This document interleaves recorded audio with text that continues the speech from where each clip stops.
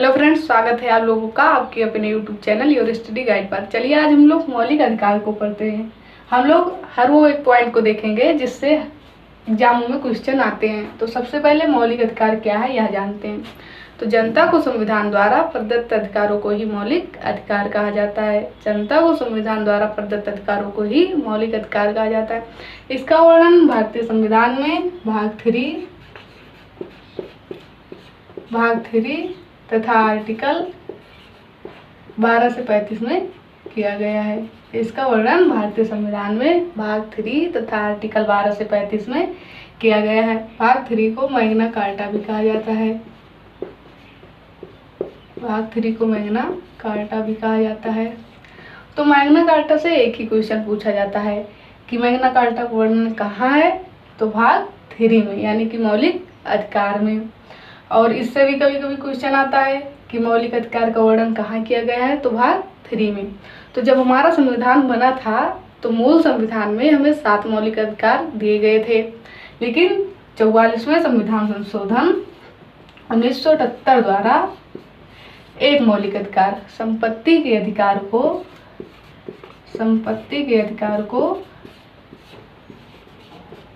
66वें संपत्ति के अधिकार को आर्टिकल 301 के तहत कानूनी अधिकार बना दिया गया। तो वर्तमान में हमें 6 मौलिक अधिकार प्रदान किए गए हैं। वर्तमान में 6 मौलिक अधिकार। तो एक बार फिर से हम लोग देख लेते हैं कि मौलिक अधिकार क्या है। जनता को संविधान द्वारा प्रदत्त अधिकारों को ही मौलिक अधिकार कहा जाता है। इसका वर्णन भाग 3 में किया गया है, आर्टिकल 12 से 35 में। भाग 3 को मैग्ना कार्टा भी कहा जाता है। जब हमारा संविधान बना था तब हमें 7 मौलिक अधिकार प्रदान किए गए थे, परंतु 44वें संविधान संशोधन 1978 द्वारा एक मौलिक अधिकार संपत्ति के अधिकार को हटाकर आर्टिकल 301 के तहत उसे कानूनी अधिकार बना दिया गया। तो वर्तमान में हमें 6 मौलिक अधिकार मिले हैं, 6 मौलिक अधिकार दिए गए हैं। इसको पहले हम लोग क्रम से देखते हैं कि कौन कौन से हैं।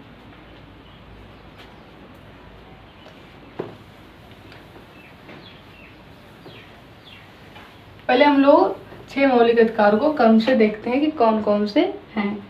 तो पहला है समता या समानता का अधिकार। समता या समानता का अधिकार आर्टिकल 14 से 18 में है ये। दूसरा है स्वतंत्रता का अधिकार।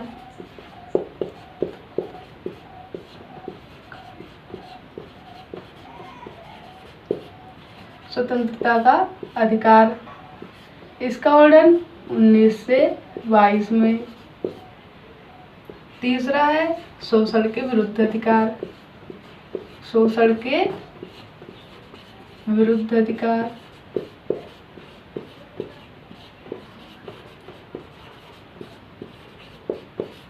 आर्टिकल 23 से 24 में इसका वर्णन किया गया है।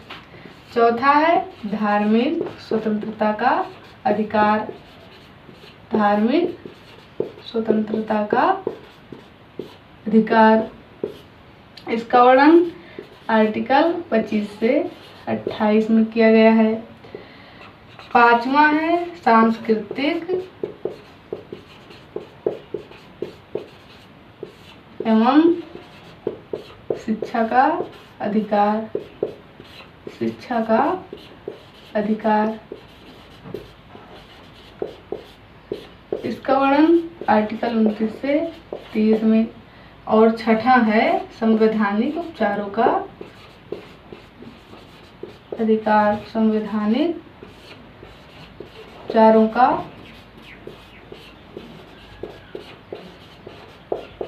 अधिकार आर्टिकल 32। तो वर्तमान में हमें 6 मौलिक अधिकार प्रदान हैं, जो इस प्रकार हैं। नंबर 1 समता या समानता का अधिकार। इसका वर्णन आर्टिकल 14 से 18 में किया गया है। दूसरा है स्वतंत्रता का अधिकार। इसका वर्णन आर्टिकल 19 से 22 में किया गया है। तीसरा है शोषण के विरुद्ध अधिकार। इसका वर्णन आर्टिकल 23 से 24 में किया गया है। चौथा है धार्मिक स्वतंत्रता का अधिकार, इसका वर्णन भारतीय संविधान में आर्टिकल 25 से 28 में किया गया है। पांचवा है सांस्कृतिक एवं शिक्षा का अधिकार, इसका वर्णन आर्टिकल 29 से 30 में किया गया है। और छठा है संवैधानिक उपचारों का अधिकार, जिसका वर्णन आर्टिकल 32 में किया गया है। तो चलिए अब हम लोग इसके अंदर कौन कौन से पॉइंट हैं वो देखते हैं, क्योंकि उससे ही एग्जाम में क्वेश्चन पूछे जाते हैं। तो चलिए हम लोग देखते हैं।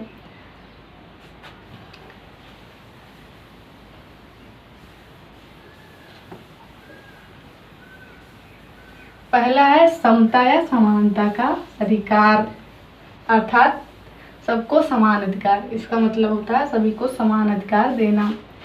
तो क्या है इसके अंदर यही देखते हैं। तो समता समानता का अधिकार आर्टिकल 14 से 18। तो अनुच्छेद 14,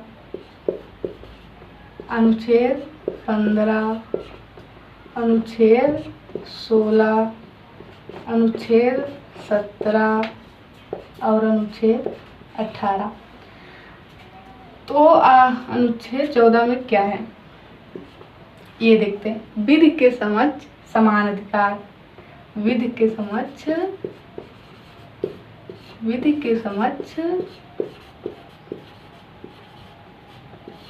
समान अधिकार,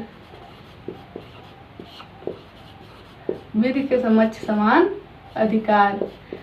इसका मतलब विधि के समक्ष समान अधिकार का मतलब कानून के समक्ष सभी को समान अधिकार प्रदान किए गए हैं। ठीक, आर्टिकल 14 में है कि कानून के समक्ष सभी को समान अधिकार, ये है आर्टिकल 14 में। और आर्टिकल 15 है कि धर्म, जाति, लिंग और जन्म स्थान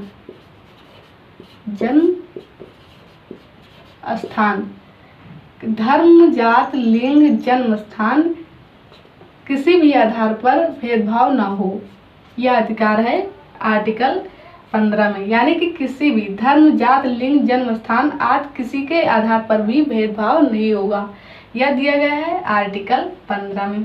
आर्टिकल 14 में है कि विधि के समक्ष समान अधिकार, यानी कि कानून के समक्ष सभी को समान अधिकार। आर्टिकल 15 में है धर्म, जात, लिंग, जन्म स्थान आदि के आधार पर किसी भी प्रकार का भेदभाव नहीं होगा। आर्टिकल 16 में है लोक नियोजन में समान अधिकार, लोक नियोजन में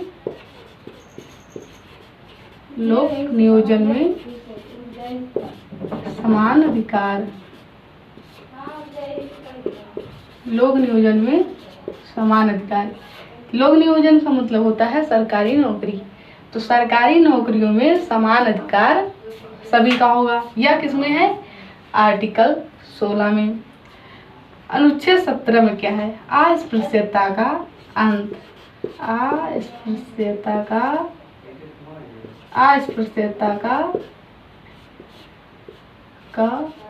अंत, अस्पृश्यता का अंत यानी कि छुआछूत का अंत।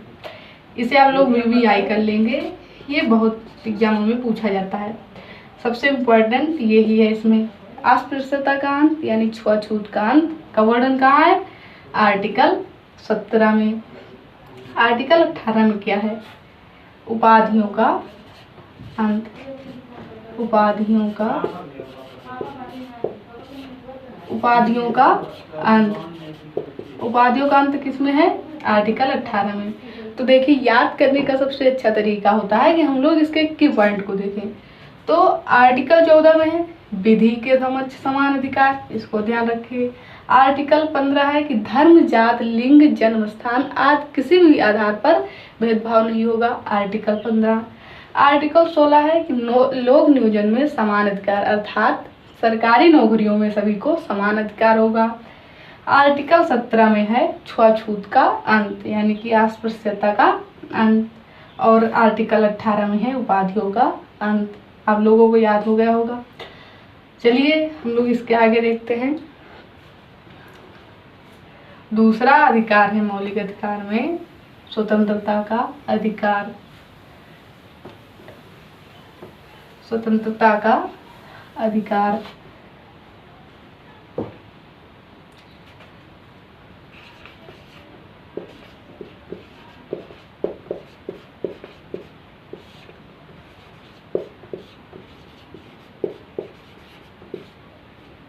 स्वतंत्रता का अधिकार आर्टिकल 19 से 22। ठीक, इसमें पहला है अभिव्यक्ति। आर्टिकल 19 है, आर्टिकल 19 है अभिव्यक्ति का अधिकार। अभिव्यक्ति का अधिकार।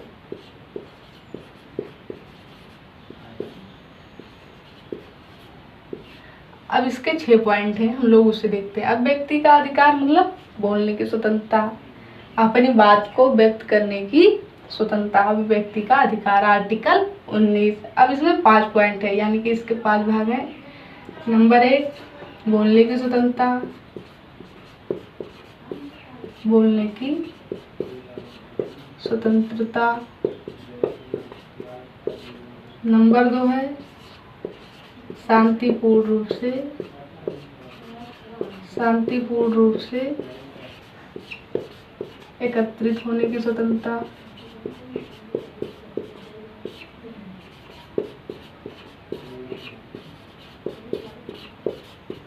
शांतिपूर्ण रूप से एकत्रित होने की स्वतंत्रता। नंबर 3 है सभा या समूह बनाने की स्वतंत्रता, सभा या समूह बनाने की स्वतंत्रता। नंबर 4 है आवागमन की, भारत में आवागमन की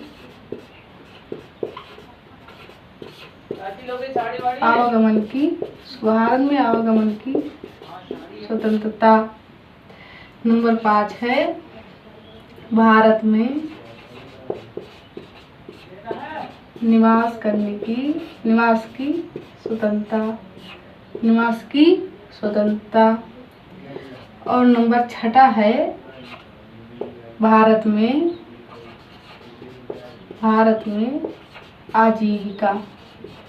आजीविका यानी कि रोजगार की स्वतंत्रता।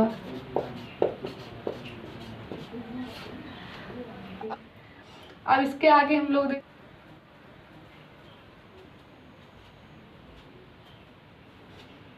अब कहिएगा ये तो आपको याद है, चलिए आपको भी याद करवाते हैं। इसको हम लोग एक कहानी के द्वारा याद करते हैं। देखिए, मानिए एक स्टूडेंट है और वह सरकार के कार्यों से संतुष्ट नहीं है, तो वह सरकार के विरुद्ध बोलना स्टार्ट करता है। तो पहला हो गया बोलने की स्वतंत्रता। उसने देखा कि उसके अकेले बोलने से सरकार तक उसकी आवाज़ नहीं जा रही है, तो वह क्या करता है, शांतिपूर्ण रूप से कुछ लोगों को एकत्रित करके धरना प्रदर्शन करता है। लेकिन इसमें एक बात ध्यान रखिएगा कि बिना हथियारों के, तो वह बिना हथियारों के कुछ लोगों को इकट्ठा कर धरना प्रदर्शन कर रहा है। लेकिन वह देखता है फिर भी उसको सफलता नहीं मिलती, तो वह कुछ लोगों को इकट्ठा करता है, तो वह सभा बनाता है, उसके द्वारा सरकार तक अपनी आवाज़ पहुंचाना चाहता है। वह देखता है फिर भी उसको सफलता नहीं मिलती, तो क्या करता है कि भारत में घूम घूम कर सरकार के विरुद्ध बोलता है। अब जब वह भारत में घूम रहा है तो उसको कहीं न कहीं निवास करने की आवश्यकता होगी, तो भारत में निवास करने की स्वतंत्रता यानी का अधिकार आर्टिकल 19 में। अब जब वह निवास कर रहा है, कहीं पर रुक रहा है, तो उसको भोजन की भी आवश्यकता होगी, तो आजीविका यानी कि रोजगार की स्वतंत्रता। तो याद हो गया होगा, पहले में है बोलने की स्वतंत्रता, दूसरे में है शांतिपूर्ण रूप से एकत्रित होने की स्वतंत्रता, तीसरे में है सभा या समूह बनाने की स्वतंत्रता, चौथे में है भारत में कहीं आने जाने की स्वतंत्रता, पांचवे में है भारत में कहीं भी निवास करने का अधिकार, और छठे में है भारत में रोजगार की आवश्यकता, अधिकार, भारत में रोजगार की स्वतंत्रता। अब इसमें आप लोग एक अपवाद रखेंगे याद करके, जम्मू कश्मीर। जम्मू कश्मीर यानी कि जो इसमें है भारत में कहीं भी निवास करने की स्वतंत्रता, इसके लिए आप लोग ये अपवाद रखेंगे, याद रखेंगे कि जम्मू कश्मीर इसमें अपवाद है, यहाँ पर नहीं रह सकते। अब इसके आगे हम लोग देखते हैं कि अपराध के 2 सिद्धि का अधिकार है। आर्टिकल अनुच्छेद 20, अपराध के 2 सिद्धि का अधिकार। अपराध के 2 सिद्धि का अधिकार। अब ये क्या है, तो देखिए, यदि किसी व्यक्ति ने अपराध किया है तो उसे उसी कानून से सजा मिलेगी जो उसके अपराध करते समय था। नंबर 1, यदि किसी व्यक्ति ने अपराध किया है तो उसे उसी कानून से सजा मिलेगी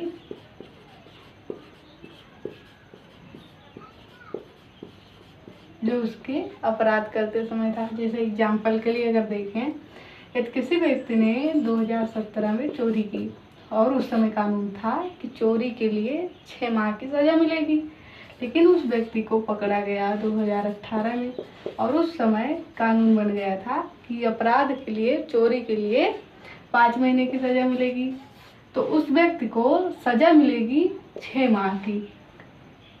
यही इसमें बताया गया है कि यदि व्यक्ति अपराध करता है तो उसे उसी कानून से सजा मिलेगी जो उसके अपराध करते समय था, न कि जब उसे पकड़ा गया था वो कानून था। तो यदि किसी व्यक्ति ने 2017 में चोरी की और उस समय प्रावधान था, यानी कि कानून था कि चोरी के लिए 6 महीने की सजा मिलेगी, लेकिन उस व्यक्ति को पकड़ा गया 2018 में और उस समय कानून बन गया था कि चोरी के लिए 5 महीने की सजा मिलेगी, तो उस व्यक्ति को 6 महीने की सजा मिलेगी। यही इसमें बताया गया है कि यदि व्यक्ति अपराध करता है तो उसे उसी कानून से सजा मिलेगी जो उसके अपराध करते समय था। दूसरा है कि व्यक्ति को, यानी अपराधी व्यक्ति को गवाही देने के लिए बाध्य नहीं किया जा सकता कि वो ये स्वीकार करे कि उसने अपराध किया है, तो व्यक्ति को गवाही देने के लिए बाध्य नहीं किया जा सकता। ये 2 में है। और तीसरा है, पहला है कि उसे उसी कानून से सजा मिलेगी जो उसके अपराध करते समय था। दूसरा है, उसे खुद के विरुद्ध गवाही देने के लिए बाध्य नहीं किया जा सकता। और तीसरा है, एक अपराध के लिए एक बार ही सजा दी जाएगी। एक अपराध के लिए एक बार ही सजा दी जाएगी। ये नहीं है कि बार बार पुलिस उसी को पकड़ कर ले जा रही है, उसी को सजा देगी। तो पहला है, उसे खुद के विरुद्ध गवाही देने के लिए पहला है, उसे उसी कानून से सजा मिलेगी जो उसके अपराध करते समय था। दूसरा है, उसे खुद के विरुद्ध गवाही देने के लिए बाध्य नहीं किया जा सकता। तीसरा है, किसी भी अपराधी व्यक्ति को एक अपराध के लिए एक ही बार सजा दी जाएगी। अब इसके आगे है, ये था अपराध के 2 सिद्धि का अधिकार। अब तीसरा है प्राण एवं दैहिक स्वतंत्रता का अधिकार। आर्टिकल 21 है। आर्टिकल 21 है प्राण एवं दैहिक स्वतंत्रता। प्राण एवं दैहिक स्वतंत्रता का अधिकार, इसे जीवन का अधिकार भी कहा जाता है। जीवन का अधिकार, ठीक, ये भारतीय संविधान का बहुत ही इम्पोर्टेंट आर्टिकल है और मौलिक अधिकार का भी है। तो क्या है, प्राण एवं दैहिक जीवन का अधिकार। इसको बार बार सुप्रीम कोर्ट और हाई कोर्ट ने विस्तार किया है। जैसे आप लोग जानते ही होंगे कि स्वच्छ वायु में रहना मौलिक अधिकार है आर्टिकल 21 के तहत।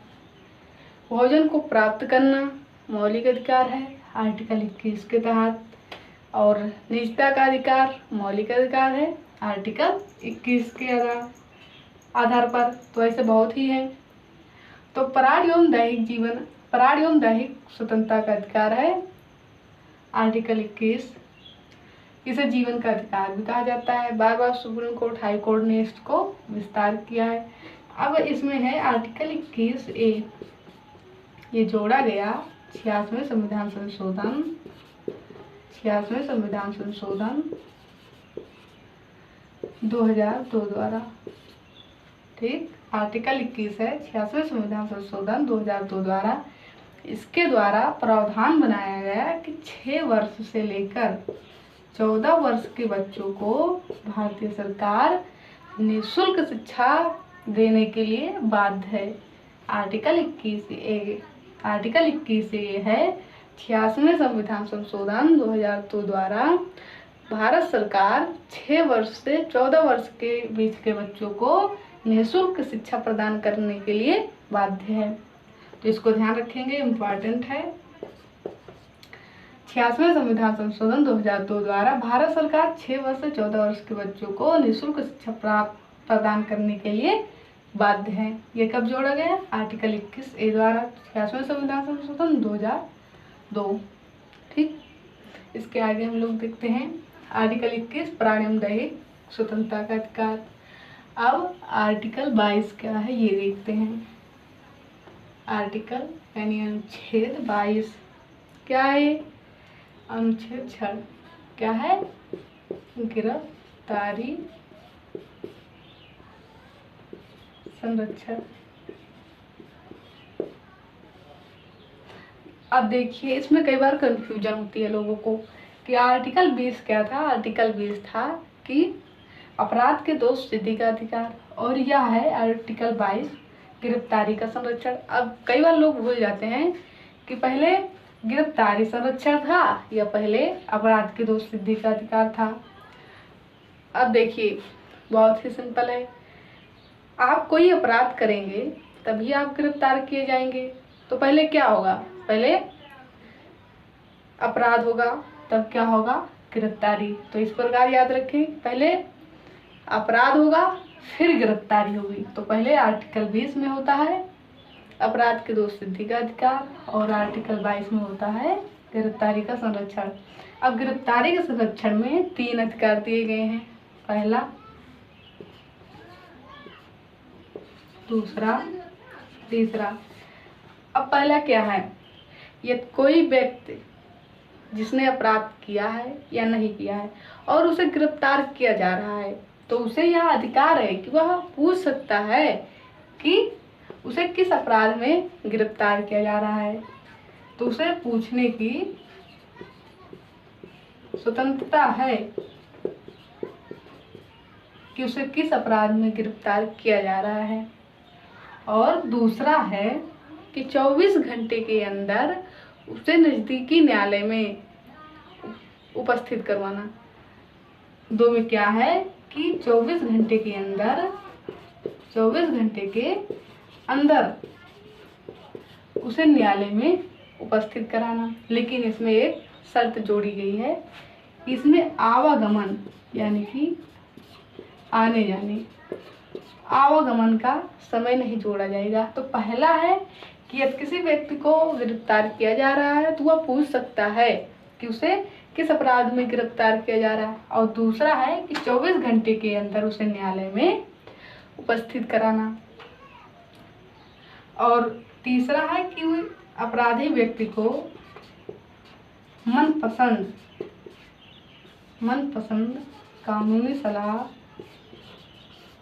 कानूनी सलाह लेने के लिए छोड़ दिया जाता है। यानी कि वह अपने मनपसंद वकील से सलाह ले सकता है।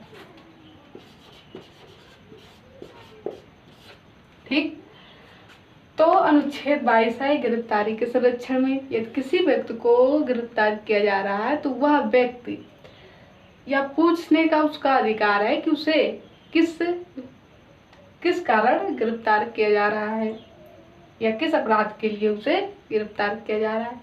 दूसरा है कि 24 घंटे के अंदर उस व्यक्ति को न्यायालय में उपस्थित कराया जाए, परंतु उसमें आवागमन का समय नहीं जोड़ा जाएगा। और तीसरा है कि अपराधी व्यक्ति जिसे गिरफ्तार किया जा रहा है या किया गया है वह मनपसंद कानूनी सलाह ले सकता है, वो अपने मनपसंद वकील को चुन सकता है। अब तीसरा है शोषण के विरुद्ध अधिकार। तीसरा है शोषण के विरुद्ध अधिकार। तीसरा है शोषण के विरुद्ध अधिकार। लोग देखते हैं शोषण के विरुद्ध अधिकार।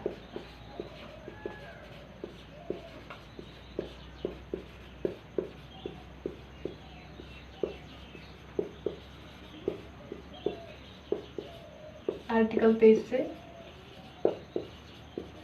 24 क्या है? शोषण के विरुद्ध अधिकार। अब देखिए शोषण, इसको हम लोग दो भागों में कैटेगराइज कर सकते हैं। देखो शोषण होगा तो या तो बच्चों के साथ होगा या तो युवा वर्ग के साथ में होता है। तो पहला है बालाश्रम यानी कि जबरदस्ती काम करवाना। दूसरा है मानव व्यापार और तीसरा है बंधुआ मजदूरी।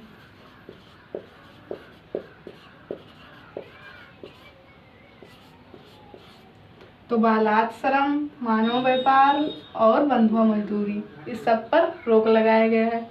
और आर्टिकल 24 है कि 14 वर्ष से कम उम्र के आयु के बच्चों को यदि काम करवाया जाएगा तो उसे अपराध माना जाएगा।